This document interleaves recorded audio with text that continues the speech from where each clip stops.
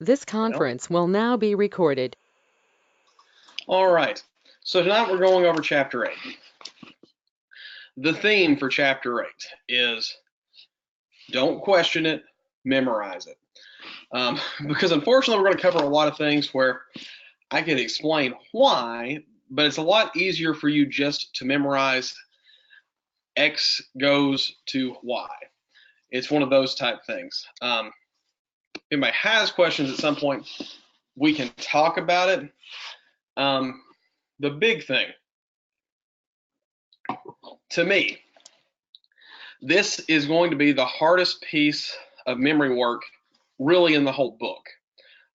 Conceptually, it's pretty simple. It's just that it's a little odd. Now, the Woodbury group should have these. Do you guys still have my little cards that I gave you?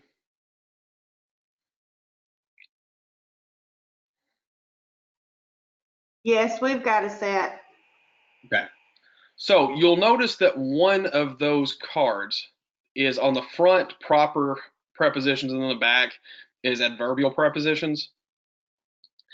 That is going to give you better definitions than what you're going to memorize for this. Now, like I said before, I'm not asking any vocabulary this semester. I will tell you, these are all words I purposely skipped whenever we did last semester, because without context, they don't really make sense. Unless you understand what the cases are, I can't really teach you to memorize these because their definition depends on the case that follows. So, what is a preposition? It's something that shows a relationship between two words. It can either be spatial, so you got here the spatial can go, the rabbit can go in the rabbit hole. It can also be something temporal, so time. It can say that John came before Jesus. So when, before. The object of the preposition is going to be an objective case. Now, if you remember, the problem with that in English is pretty easy. We have one objective case. In Greek, we potentially have three objective cases. The combination of the preposition, the object of the preposition, all the words that modify the object of the preposition is called a prepositional phrase. Okay? So in English, they're pretty easy to spot. I ran to the store. I jumped out of an airplane. Things like that. Also in English, we have an idea. We probably don't call it this, but it is a predicate nominative. A predicate nominative is something that, well, here's an example. Whenever you answer the phone, I know nobody actually does this. Whenever someone says, "Is this Jerry?" what is technically the correct response?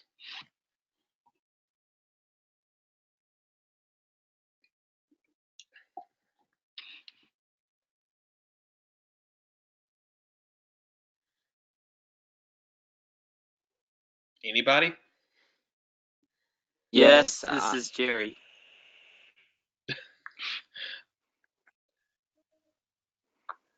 I won't say you're incorrect, but what's the pronoun that you're supposed to use?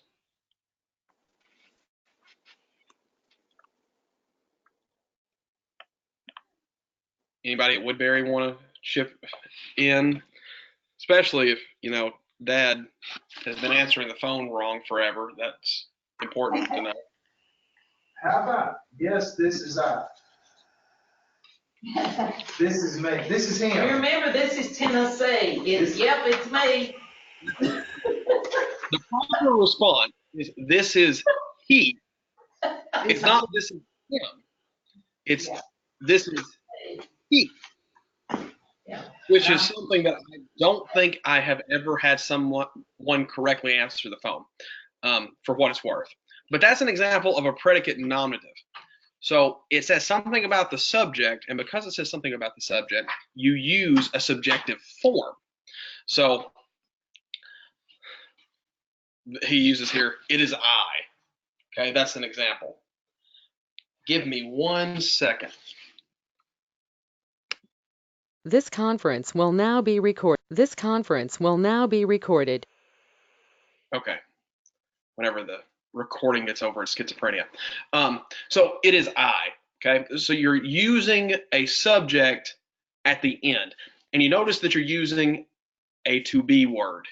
It is I. Okay. Another would be like I am he, those sort of phrases. All right. So the biggest difference between prepositions in Greek and prepositions in English is that sometimes you have prepositions that you can see here. Sometimes they're always followed by the same case. So a good example is N. N always takes the dative. Okay, so that one's simple. Many of the prepositions, in fact, most of the prepositions, can take different meanings based upon the case of the object of the preposition. Does that make sense to everyone?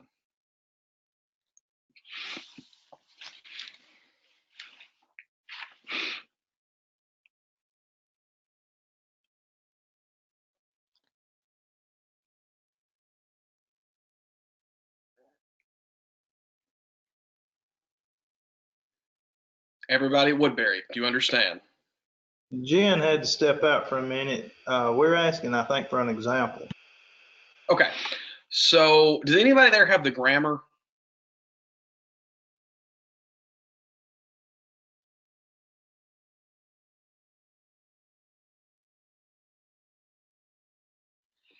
You talking about the textbook? Yeah. Yeah, we each got one. Okay, turn to the chapter 9 vocabulary.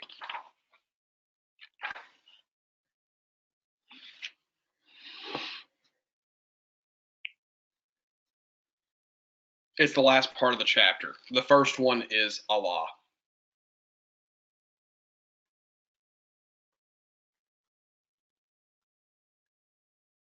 Are you there?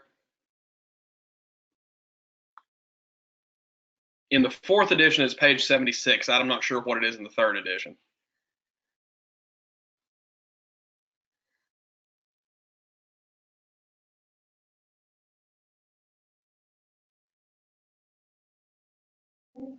Again, what are we looking for? It's just the list of the vocabulary for this chapter. Yeah, it's on page 76. It's on page 76. It's chapter 8, not chapter 9, bro. Oh, that's what I meant. Sorry. So if you go down to that third word, dia, do you see that?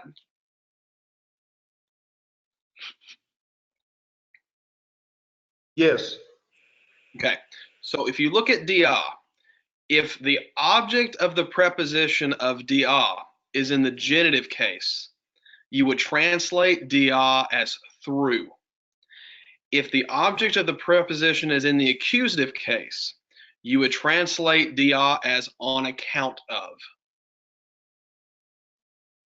Can you see how that works?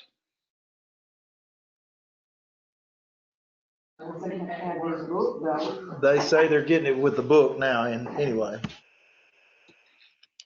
Does everybody understand that? I don't know, Gregory or Ezekiel, Sammy, Ralph Henry, do you guys have a book?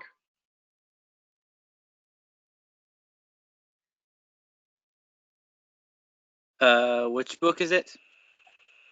Basics of Biblical Greek.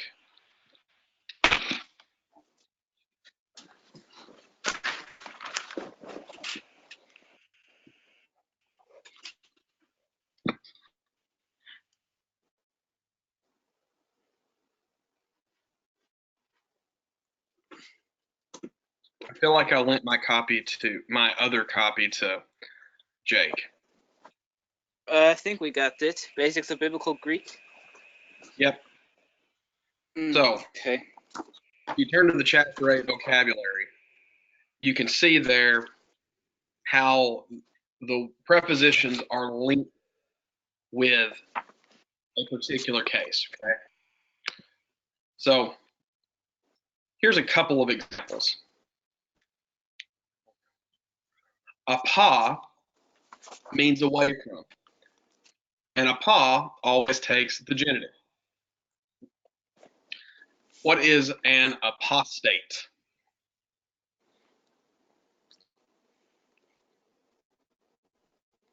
It's someone who's left the faith. All right, so it's someone who's gone away from the faith. Okay? An apostle is someone who is sent away from Jesus. We don't usually register this, but the word apostle is pretty close to our English word missionary. Okay, the reason for that, if you're curious, apostle became missio in Latin, and from Latin we got missionary. That's how that happened. Okay, pros means to or towards. What does a prosecutor do?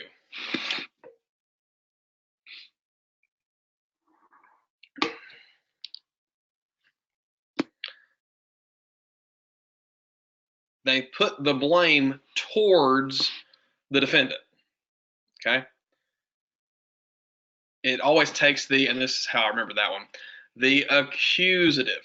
Okay. The prosecutor takes the argument to and accuses the defendant. Okay. Everybody understand that. Those are the ones that only take one case.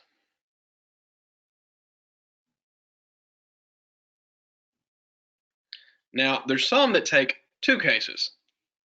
And that's kind of, I used da as one of the examples, but here's meta. Okay. Meta means with if it takes the genitive. Meta means after if it takes the accusative. So the I had this entire little story that I wrote, kind of like the thing that you guys I think had learned, who took the Greek with was it the younger Dr. Mathis who taught that, about the way to learn the alphabet? Is that right? Yes. Yes, that'd be Sean. Okay. So I had a little story that kind of did the same thing that helps keep the two cases straight. As I said before, to me, this was the hardest part of memorization for the entire book. And then once you got this down, it was not all that hard for the memory work besides this. What I will say, I'm never going to ask you an actual memory question type thing for these, but I am going to have you do translations that include them. Usually, not always, but usually you should be able to figure out based on context which one is more appropriate. Okay. And I don't know. Oh yeah, he does mention this. Okay.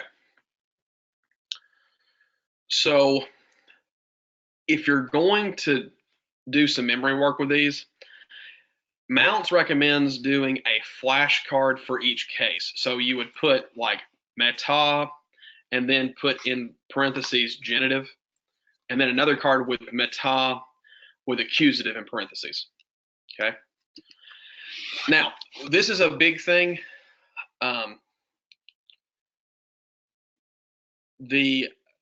You don't use the keywords whenever you're translating with a preposition. So this would be away from God. It wouldn't be away from of God. The definition, the keywords, or however you want to think about this, are embedded in the meaning of the preposition. So with the dative, you won't use the in with to, and with the genitive, you won't use of. You just use whatever the definition is, and this becomes the object. You can't see me circling it, but it becomes the object. Let me see if I can.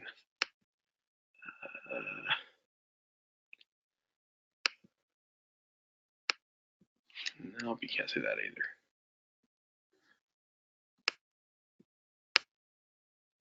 Sorry, my iPad's dead and I can't do my underlining and stuff as usual.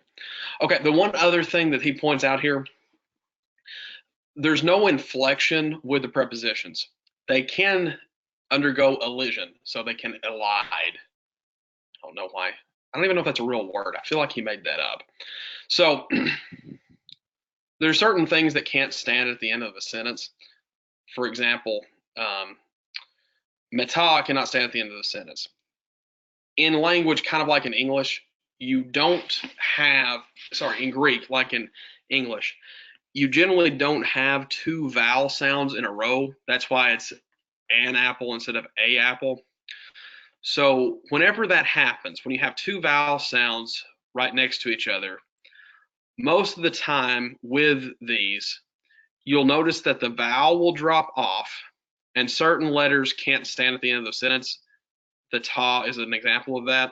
So it becomes a theta. So you won't see meta auton. It would be meth auton or meth hemon, as you see here. Does that make sense to everybody?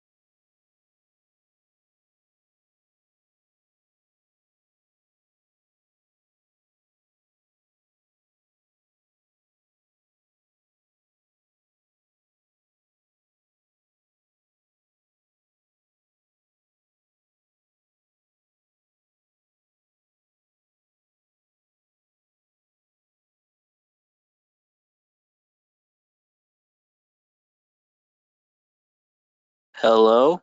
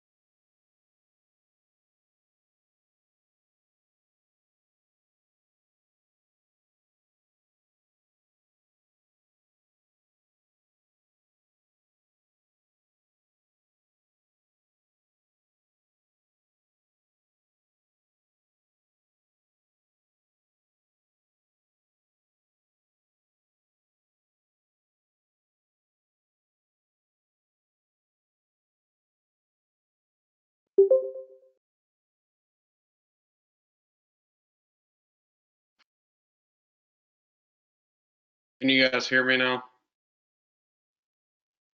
Yep. Okay. Give me 1 second. Yeah, we got you now. Okay. Did you hear my little spiel on this section?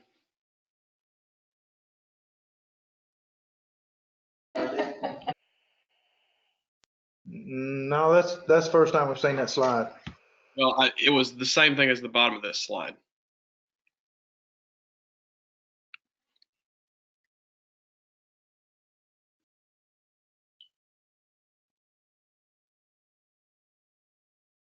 Okay. Well, the way it works is you cannot have two vowels following one another. So what happens is the last vowel of the word drops out. Now, certain letters like the ta here cannot stand at the end of the sentence.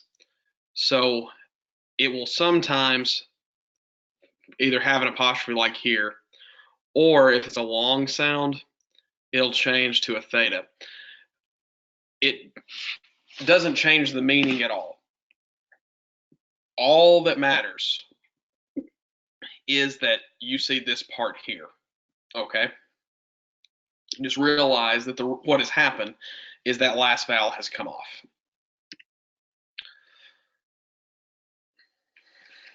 So as far as parsing goes, I won't necessarily have you do it this way, but this is how it works. Usually if you translate it, you're going to know this. So blank with the blank means blank. All right. So if you say with the genitive means through, and then the second part, whatever the word is in the blank because it is the object of preposition dia that takes blank. So if you say like, what's a good example? Feu is in the genitive because it is in the object of the preposition of, let's use dia, so we'll stick with that one, that takes the genitive, okay? That makes sense. So if you say this first part, dia with the genitive means through, and then you kind of go through this rest of this. All right. So the next thing, I feel like we had at least one translation that's already included this. This is a dependent clause. Now, we have learned these words before, just kind of refreshing your memory. Hati can mean that or because. Henna usually means in order to, okay? Now, you may or may not remember this. I think I talked about this in this summer class. If you add hati to the beginning of the sentence, you many times have made a sentence that can no longer stand alone. For example, I study. If I change that to because I study, that is no longer a sentence.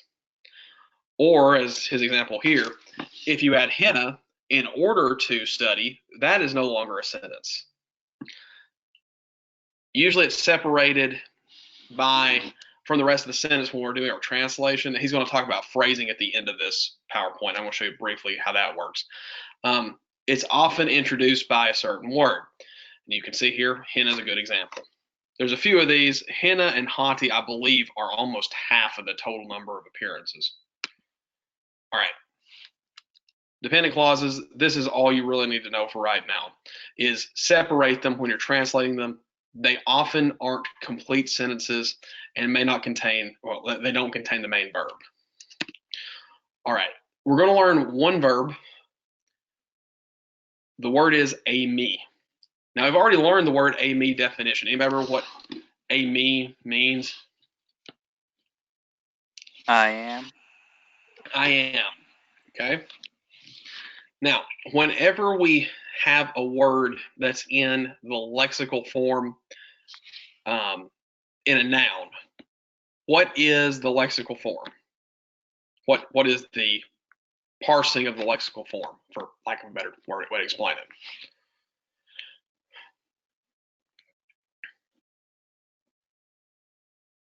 The nominative singular of the Yes, word. Okay, so that's going to be true. Nominative singular for the lexical form of a noun.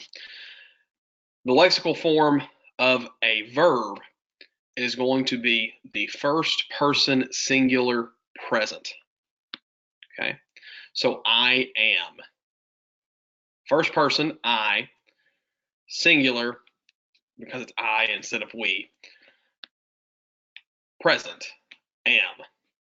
Not I was, I am. Okay. Now, we talked about this briefly in the introduction lectures. Not everybody was here. What are, when I say persons, what are the three persons? Not the Trinity. That's something different. That's theology, not Greek.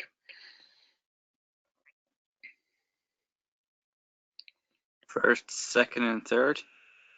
Okay. What is an example of first person? I. Okay. And second person? You. You or And third person? them or He, she, it. He, she, it in the singular. So they and them in the plural. they. Oh, okay, yeah. So what is the, so we just did the first person singular. What is the first person plural noun, pronoun? We. Second person plural? Us. They. No. Should be you, just you. You all. Yeah. Usually we'll say you all just to separate it from you, but usually second person plural is you all. And then third person plural would be they or them, depending on how it's being used. Okay. So the way you form usually a verb is a stem plus a personal index.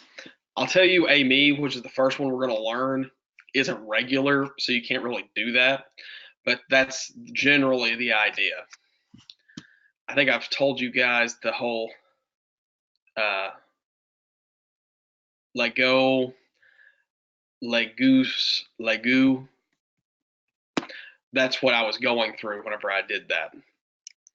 You get to legamen, legata, and legusi.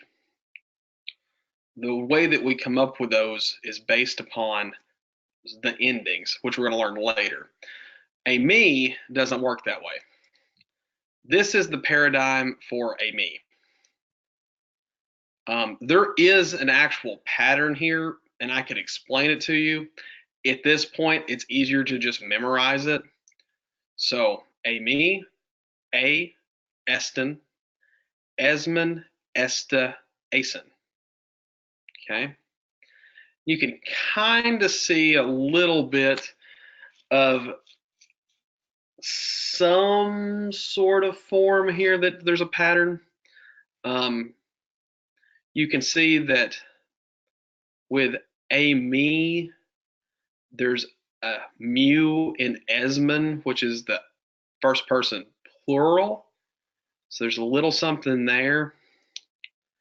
And you can see that esten and asen have some similarities too.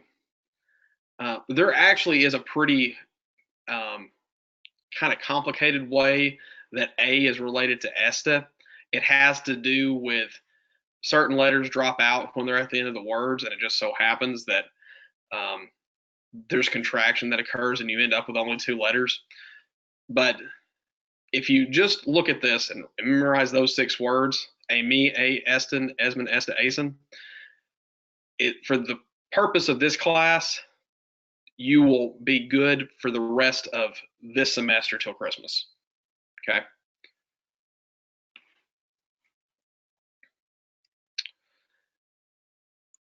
Now, there is just technically you could have Esti and Asi, but every single form that appears in NA28, which is the most common form of the Greek New Testament, has the nu at the end. Okay. This is a vocabulary word for this particular chapter, is ain. So go ahead and teach us ain, which is the third person singular past form, particularly it's the aorist form of ami, which is was. Generally, they do not have an accent.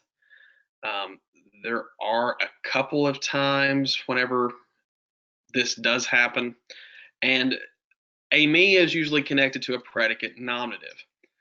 So one of the ways that we can see this, ha theos estin kurios. Somebody care to translate that for me?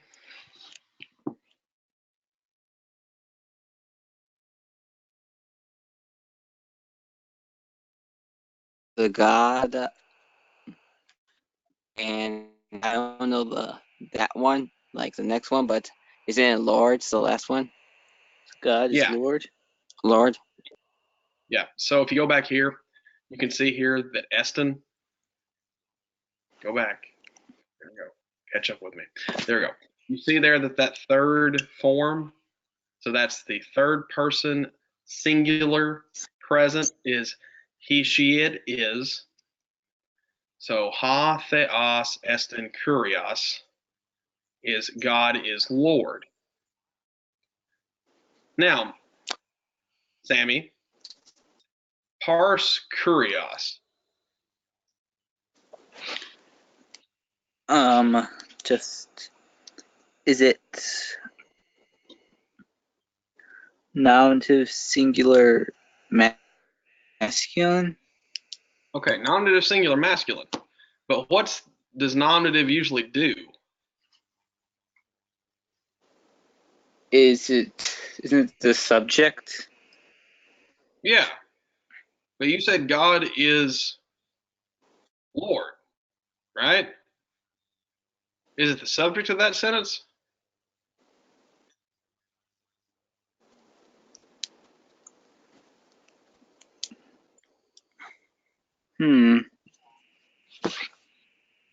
What's the subject? God. Yeah. So what's kurios?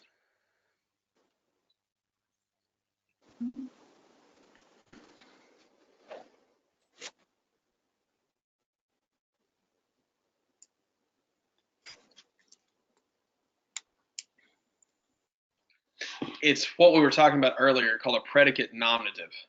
Okay. So whenever you use a me, the word that comes after a form of a me, in this particular one, it's estin or estine, depending on which way you learn how to pronounce it. Estine becomes is and it takes a predicate nominative with all the forms of a me. Now, here's my second question. How do we know that it is God is Lord instead of Lord is God? The article? Yeah. So do you know the three rules of the predicate nominative, Victoria? I'm not sure. I think article trumps no article.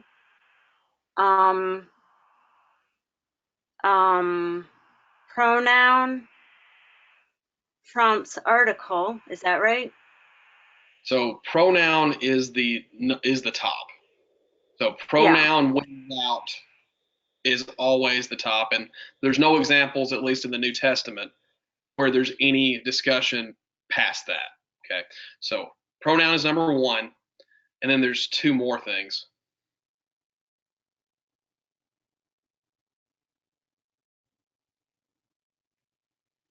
I don't So know you that I. got one of them is the article. Do you know?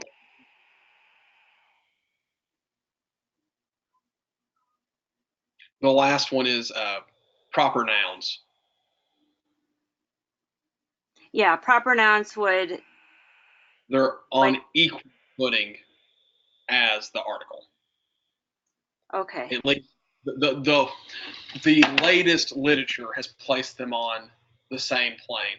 I will tell you, about 30 years ago, they said it was pronoun, article, proper noun. They have elevated the proper noun and the article is equal because I think there's 3 occurrences in the New Testament, and they said you really can't tell. Okay. Do you know what the tiebreaker is if it has both?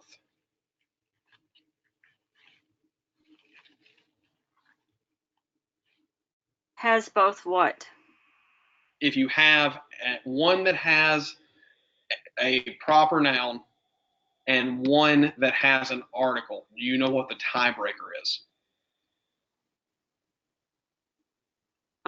No, I don't. Okay. Somebody might want to write this down because this may be a bonus question because it's one of those exceptions. This is the one time that word order matters in Greek, is if you have a tiebreaker, the one that appears first is the subject.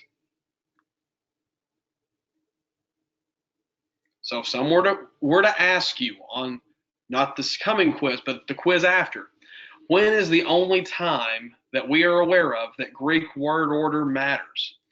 And it's when discerning which is the predicate nominative and which is the subject.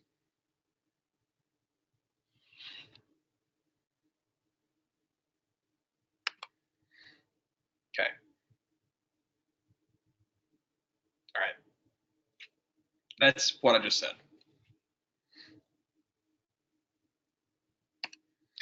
All right. This is a little translation hits, and he gets into this in the next thing too. He talks about this idea of keeping things together, and prepositional phrases usually will drop the article because you're going to see if they start with a prepositional phrase, you don't really need it. But he has this thing, and if you want to really get into Greek exegesis, get on Bill Mounce's website and read his articles and watch his videos on phrasing. So there's a lot of different ways to diagram sentences in Greek. Some are easier to understand than others. He has one of the simplest that I've seen, and it works really well, and it works really well with the Logos software that we have. So the idea is you break certain things into phrases. You keep your main clauses as far left as possible, and you keep subordinate clauses under the words they modify. Let me see if we can do this a little bit.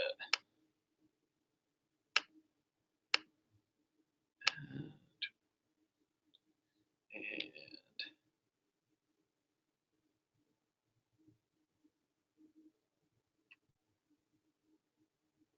where is that at? Tools. I want to do this. What is happening? Oh, here we go. And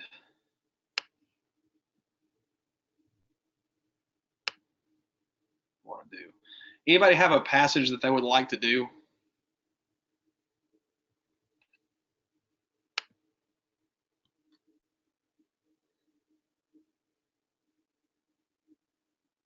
Something not too terribly complicated, but at least has some prepositions in it or adjectives or something.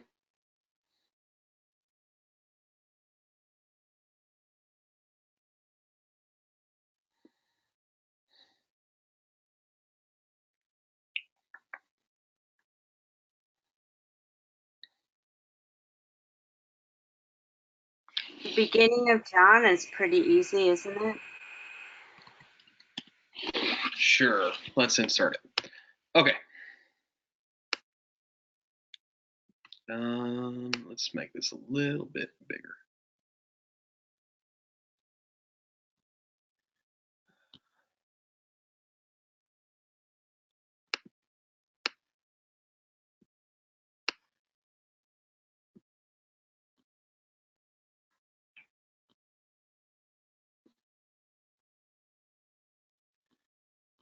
Is that big enough to see?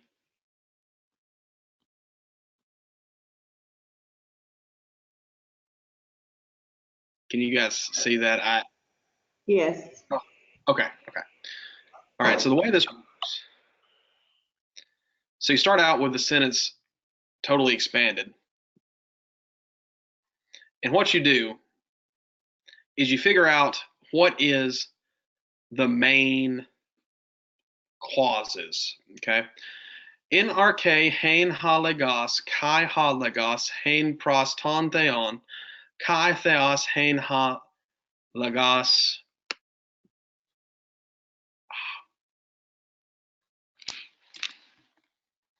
It's hard to operate the two things together. Okay. That's why. Okay. Anybody have any idea what the main phrases are in this?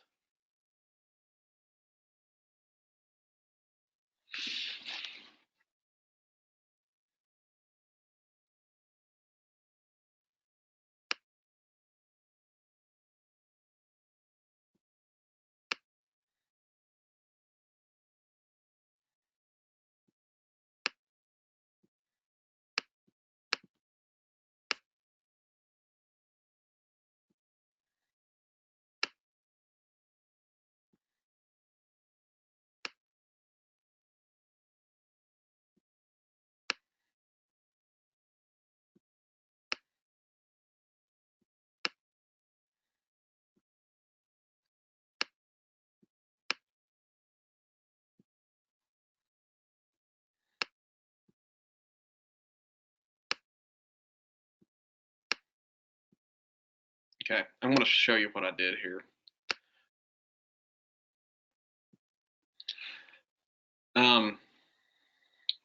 So, NRK, anybody know what that means?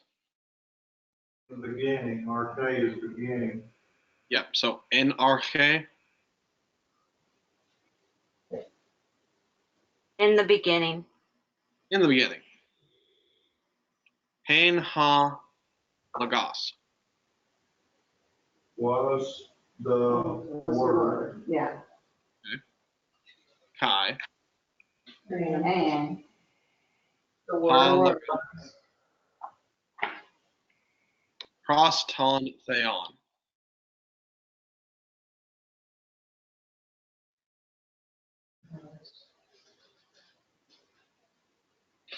Yeah, what did I teach you? Pros. From God. Cross from. Cross was. Crosses towards too. Yeah. With. We usually translate it with in this particular context. To or towards is the, if you want to say like the root meaning, but you can't to or towards something that's distant from you, if that makes sense. So we usually say with God, then Kai, Theos, Hein, Ha, Lagos. And this is actually a demonstration of that rule that I was showing you. What's the word order suggest here? I said God. So if we just translated this straight across, Theos means God. God. Hein means Broad. means, The word. The word. but you're going to never see it translated like that. And the reason is what? Because, yeah, the word is the subject. Word is the subject, and why is word the subject? Definite article. Definite article. Okay. That's why. Okay. This is how Mount suggests doing this. So I tried to move this over and it moved back. There we go. Will it let me? No, I don't. Logos won't let you do this. I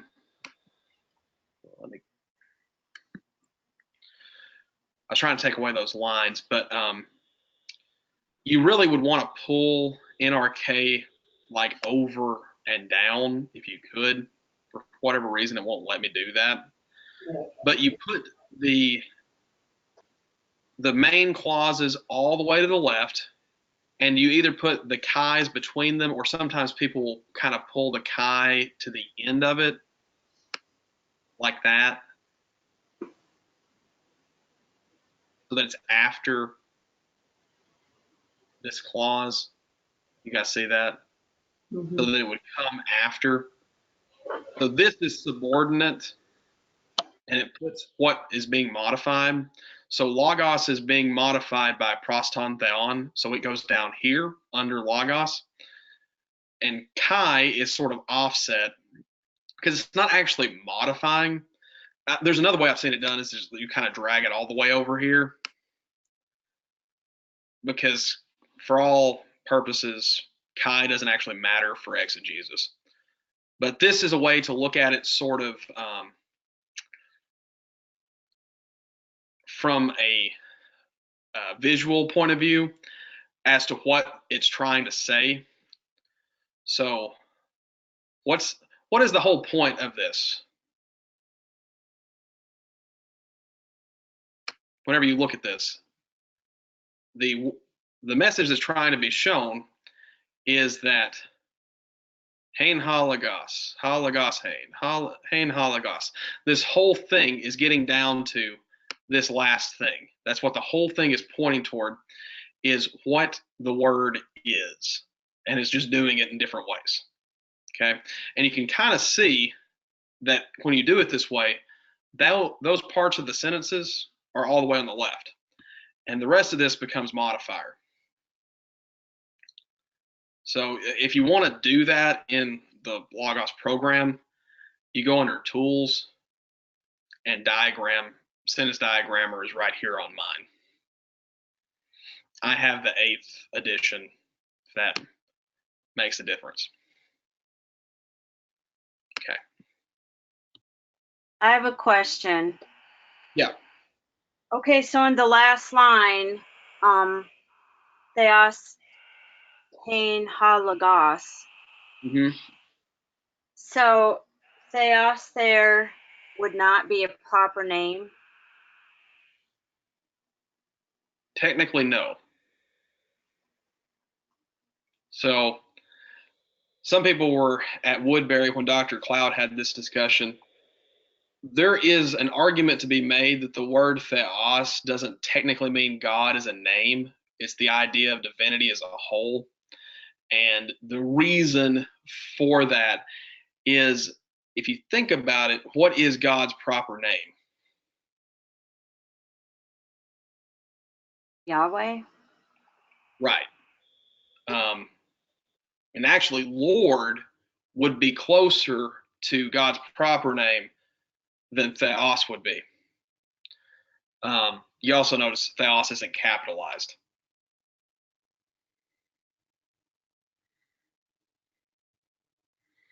All right, so prepositions. Basically, memorize them. Remember, the meaning and cases are what you need to connect together, and that you don't use your keywords when translating objects of the preposition. There is no inflection with prepositions, and the article is virtually always omitted. We kind of talked about what a dependent clause was. We've actually translated a few of those before. I'm not sure why he draws special attention to them in this chapter. And we learned a me and sort of how it works. So vocab. All right. The first few are kind of easy, but particularly the ones that have multiple meanings. If you don't have the book, jot these down, okay? So Allah means but yet or rather. But yet or rather. Apa, and you can kind of see here the different elision forms. You've got op and off. Goes with the genitive, and it means from or away from. From or away from. De'a, till. Elision form there is de, with the genitive, through, with the accusative, on account of. Once again, that's de a with the genitive, through, with the accusative, on account of.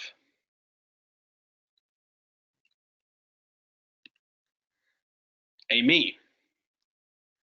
I am, I exist, I live, sometimes I am present.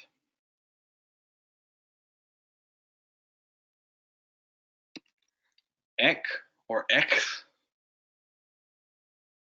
with the genitive, from or out of.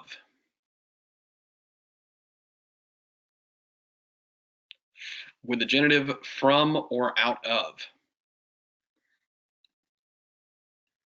Hemera means day.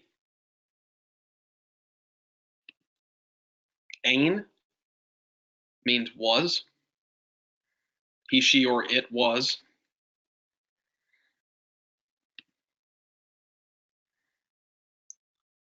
Thalassa means sea or lake. Just something, a word that I learned over the weekend. Thalassophobia is the fear of very clear lakes so that you can see all the way to the bottom. So if you find it unsettling to be over a large, clear body of water, that's called thalassophobia.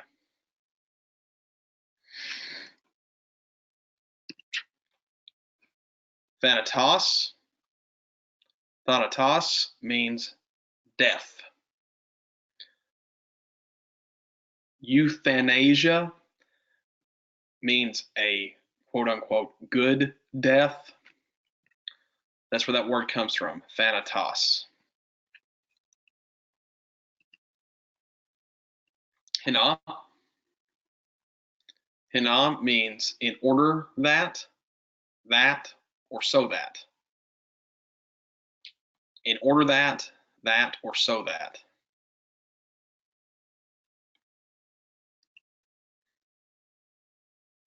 Ioannes.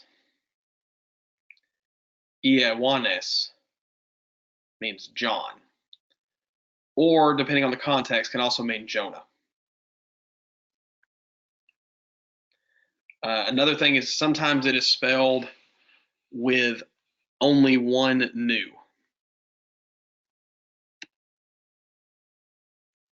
Lego.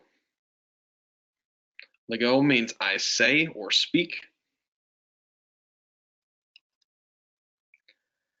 Meta. Met. With the genitive, with the accusative, after. Meta, with the genitive, with the accusative, after. Oikia.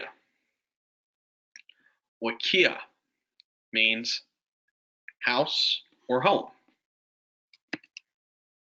Oikos also means house or home.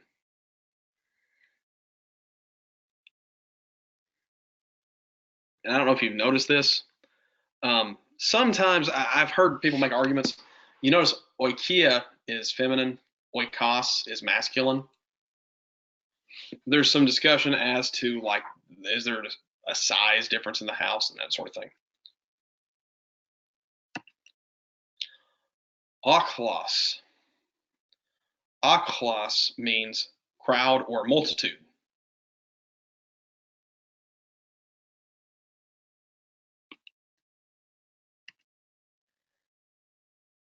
I remembered this one by thinking of a lot of lost oxen herding around. I thought, oh, that's a multitude of oxen. All right. Para. Para, with the genitive, means from. With the dative, means beside or in the presence of. And in the accusative, means alongside of. Okay, I'm going to go over that again. So with the genitive, para means from With the dative, it means beside or in the presence of, and the accusative, it means alongside of. So you can think of a lot of words that come from this. Parallel lines or lines that are right beside each other. You may have heard that parable means to take something and put it beside it.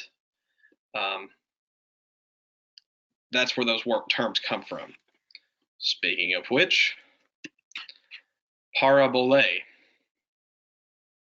Parabole means parable.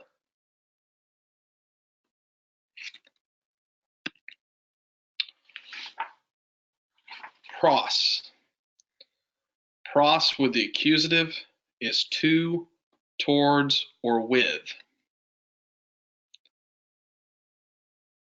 To, towards, or with. Takes the accusative.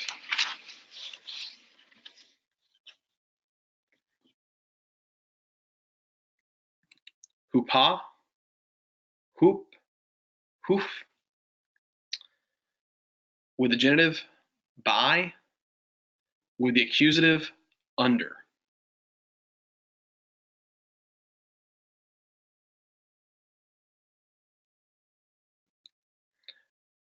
With the words that we've done so far, we now know 52% of the words that appear in the Greek New Testament.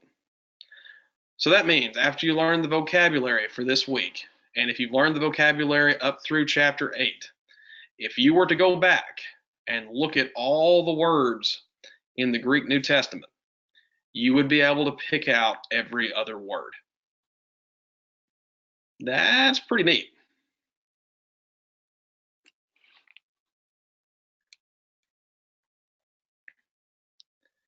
Any other questions?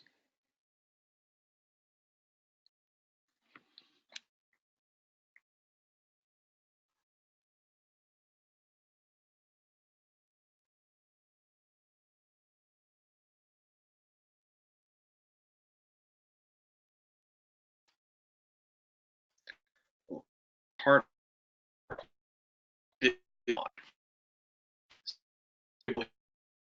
probably going to have to re-record part of it. Okay, what questions do you guys have? They won't be because apparently it's not been correct. Server started messing up. Sammy and Ralph. With the words that could be in the genitive or accusative, where they have different meanings, how do you tell the difference between them? Are the case endings different? So it's the case ending of the object that it takes.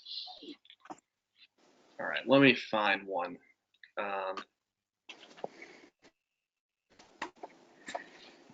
Let me see something I like to read.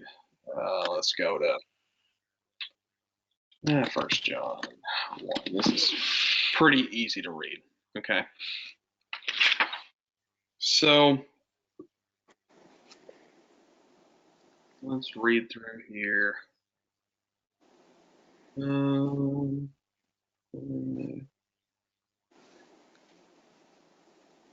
All right. So we'll get down here. Oh, I went too far.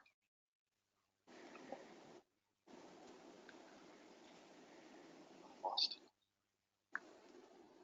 Verse 7. Yeah, here we go. And the blood of Jesus Christ, his son, cleanses us from all sins.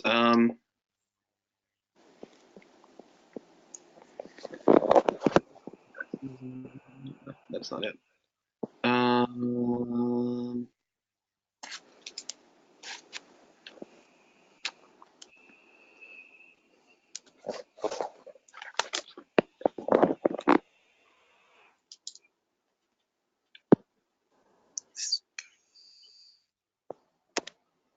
Oh, here we go. All right, you see here, this is 1 John chapter 1, verse 3. We get down to this little phrase here. Kai meta tu huiu autou Jesu Christou.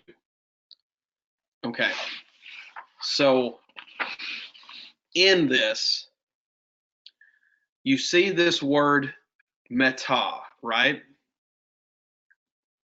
Yeah. Okay. What is the object of the preposition of meta?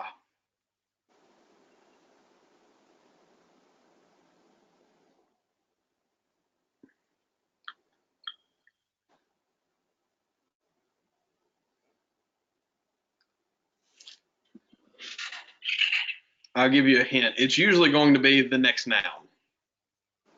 Almost always.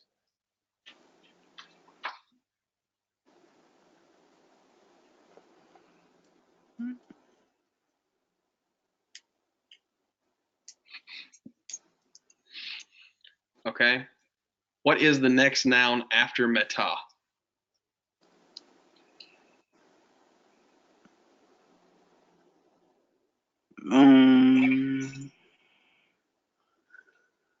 I don't know.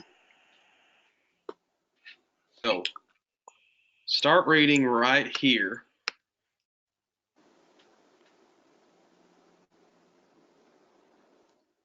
Okay. Can you read that? Yeah. Read that for me. Mata. To. Yui. I can't pronounce that one. So the upsilon iota with a rough breathing is kind of pronounced like a W-E. Huiu. Wiu. Autou Jesu Christou. Okay. So after meta, first off, if you look, what case is every single one of these after meta?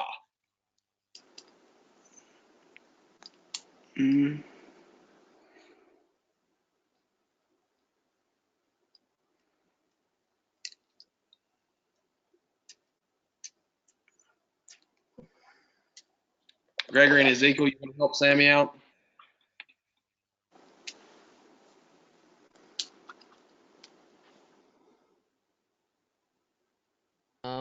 Genitive case? Yes.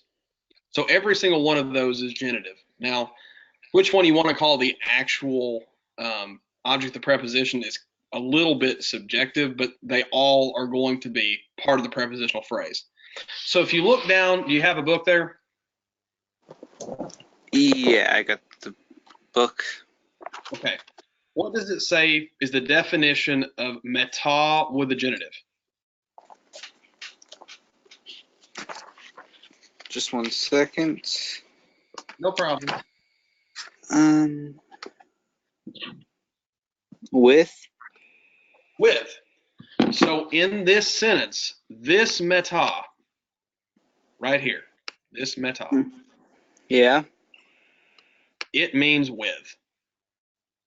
Is it because it has the genitive after it? Correct. It's object of the preposition.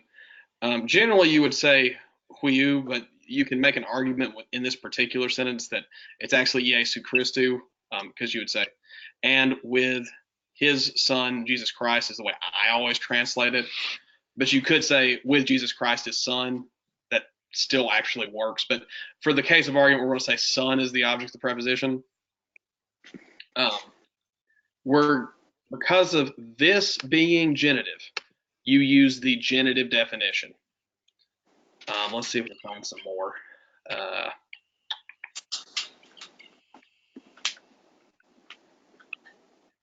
Truth, and in him also, and that harness and light, let's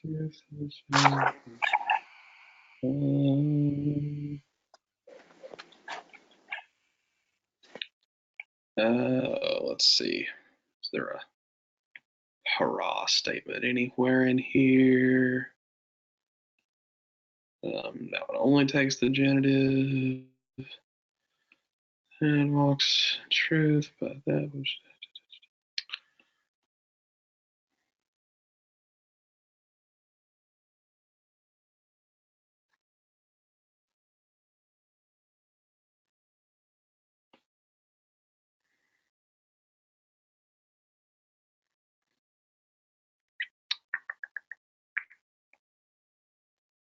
I'm trying to find ones that have multiple definitions, but like ek tes alethese esmen.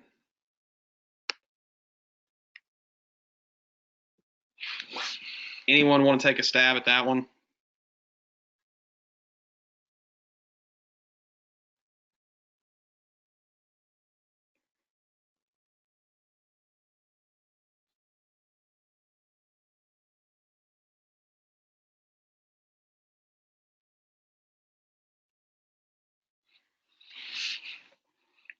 This is an idiom, so you're not going to get exactly good English.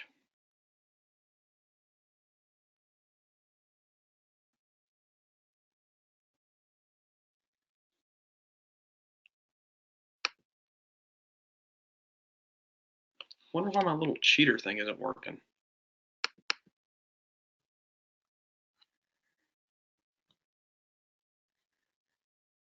Usually I have it set to hover and tell you guys stuff. Kai in tuto nosomatha hati ek tes alelethes esmen. And in this, we will know that we are out of truth or from truth, or I think sometimes even say in truth. But ek tes alethes, what is the only ending that you can have with ek?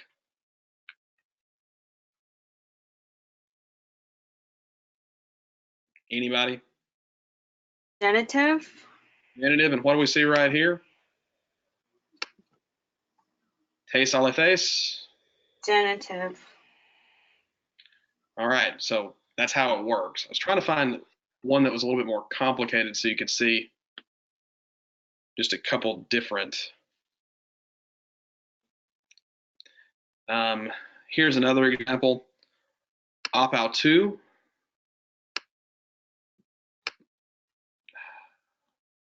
Keeps wanting to go to the apparatus. Apautu. If you look at apa, apa takes the genitive. What do we see here? Omicron upsilon, genitive.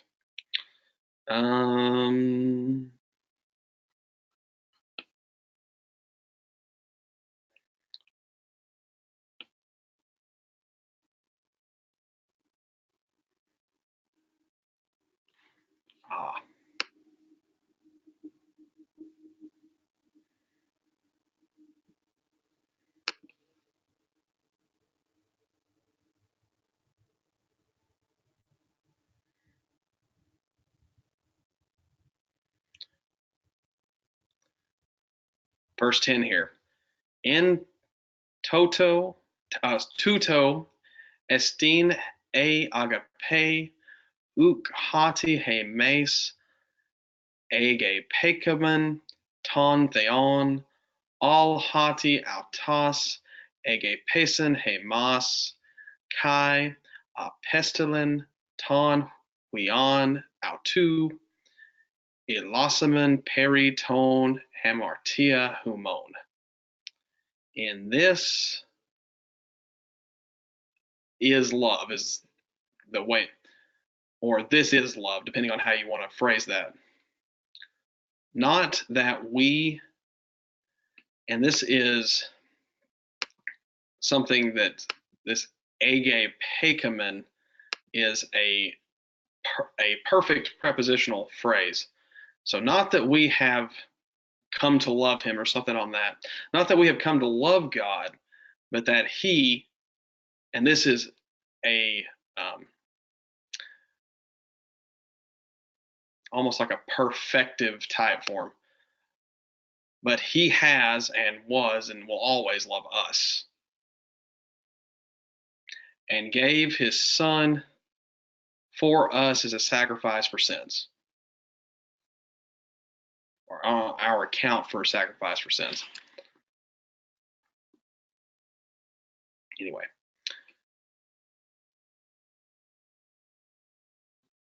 Does everyone understand the whole concept, though, of the way you pick out the definition is based upon the object of the preposition?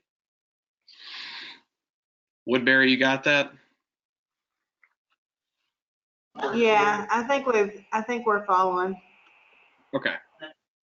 Really, like I said, in Greek, the closest preposition is virtually always going to be the one that's the object of the preposition. You can split hairs like that first one I showed you as to, okay, of these 6 words that are all kind of acting together, which one's the actual one? But that one does not change meaning. It just changes word order. Is Stan there? No, he had some dental work done, so he's not here tonight. I was gonna tell him I hope he got to feeling better. Dad was telling me that. Yeah. I'll make sure he knows, bro. What else you guys got?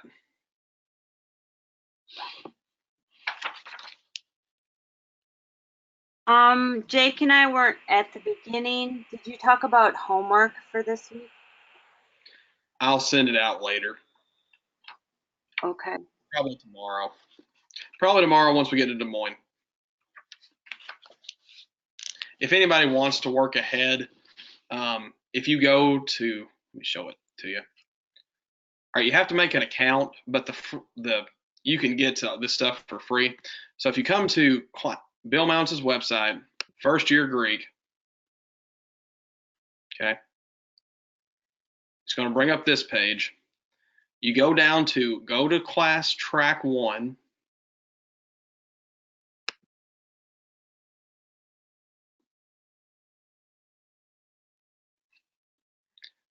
Go down to prepositions and AME.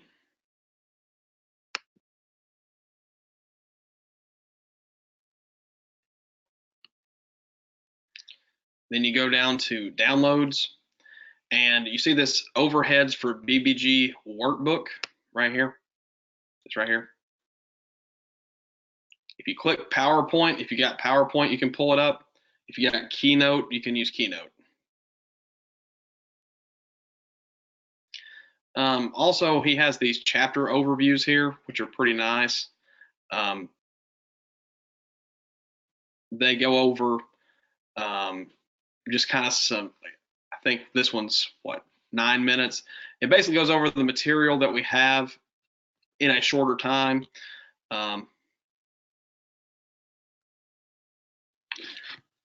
It's good review.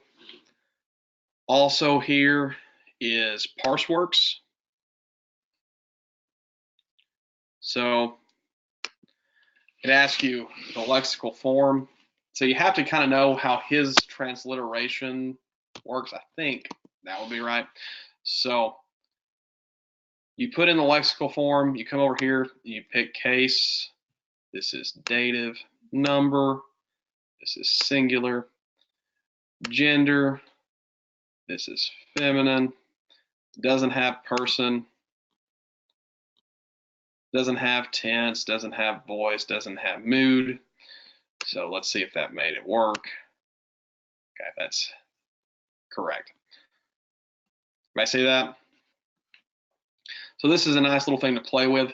The way that this lexical form works is kind of like a phonetic spelling in English. So if you've got a rough breathing, it needs an H in front of it.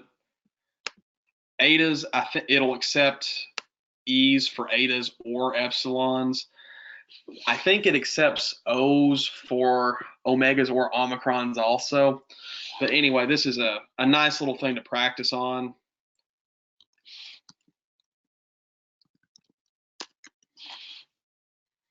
So accusative.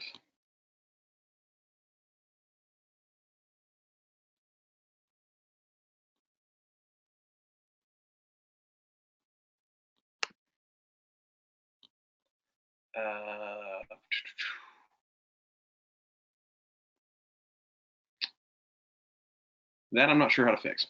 Anyway, I thought the theta was TH, but I could be wrong on that.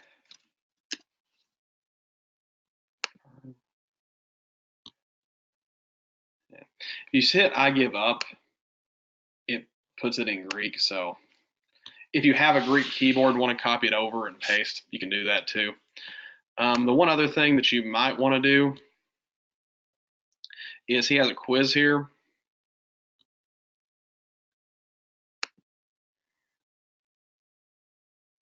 And has the key next to it. So the quizzes they're not going to be the same thing that I'm quizzing you on, but they are generally pretty good practice. And it's got some parsing on it. Anyway, just some resources for you guys to practice so that the more you do this, the easier it's going to be. And probably the most important thing for this particular section is if you go to this one, Flashworks, this is where you can practice your vocabulary. And my sound isn't enabled, but when you get to stage 3, it doesn't actually show the word, it just says the word and expects you to know the definition based on hearing it.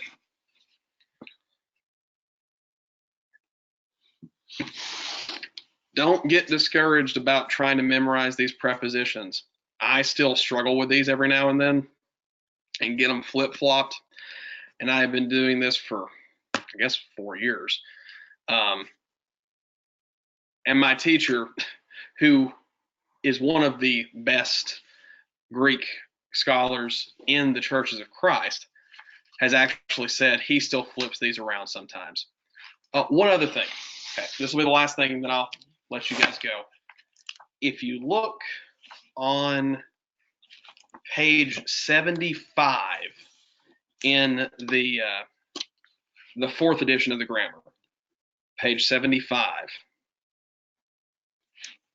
Everybody see the picture of the circle?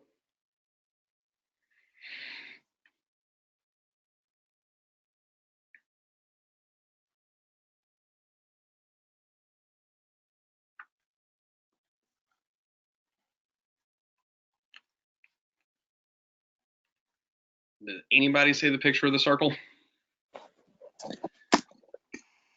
We have the 3rd edition, Linton. Okay.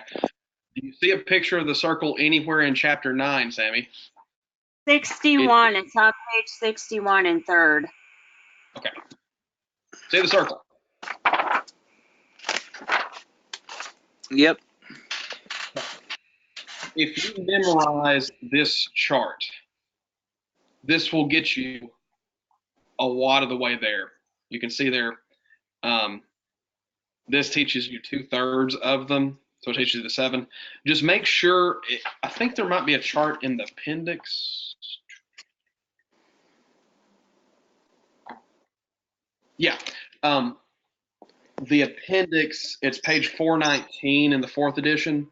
It also puts the case beside it. So page 419, which is similar to the one that you see there in on page 75, it adds a couple more words that we're going to learn over the next few chapters. But if you memorize this circle chart, it will teach you most of the prepositions. Victoria, you're going to say the page number? 343 in the 3rd edition. Yeah, 343 in the 3rd edition. So in the tall edition, it's 343. In the fat edition, it's 419.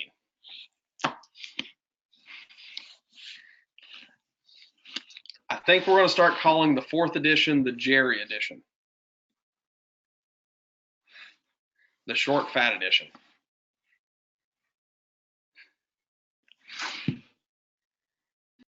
Hey, I resemble that, Mark. Oh, mercy. Okay.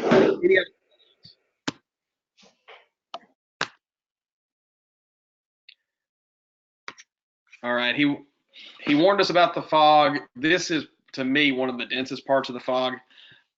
Next week, we're going to cover the exercises. After that, adjectives are, to me, comparatively easier. If you want to see kind of what's coming up over the weeks ahead, chapter 9 is adjectives. Really, we've kind of already done some of that. That's not very hard. Third declension is a little rough. The rest of the semester after third declension is pretty easy. I'd say chapter 8 that we did tonight and chapter 10 are probably the two hardest chapters. Then the rest of the semester, it's not technically review, but it's more or less review. If you know the paradigm, the complete noun paradigm, memorize these prepositions and pay attention when we talk about third declension, the rest of the semester will be really easy.